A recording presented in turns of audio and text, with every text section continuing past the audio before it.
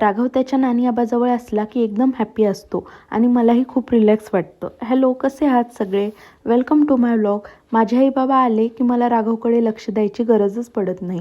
आई बाबा त्यातच बिझी असतात आणि मलाही स्वतःसाठी थोडा वेळ मिळतो. खरंच हे सुख आईवडिलांसोबतच अनुभवता येतं. मी खूप लकी आहे त्या बाबतीत. माझ्या बाळाला त्यांच्याकडे सोडून मी कुठेही बिंदास राहू शकते. ते येण्याचं एक मेन रिझन म्हणजे ते वैभवचं केळवण करणार होते, त्यासाठी आले होते. भैया बहिणी तर ऑलरेडी इथेच असतात. मग आई बाबा पण आले. आमचं 56 भोगला जायचं ठरलं. सगळेजण गेलो. तिथे छान अरेंजमेंट होती. डेकोरेशनही मस्त होतं.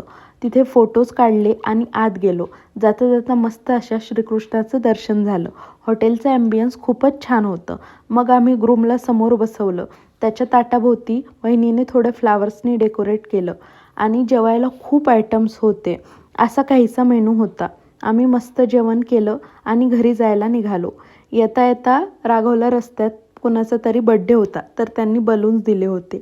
त्याचं घरी आल्यावर ते घेऊन मस्ती चालूच झाली होती आणि असा आम्ही दिवस संपवला. भेटूया नेक्स्ट व्लॉगमध्ये.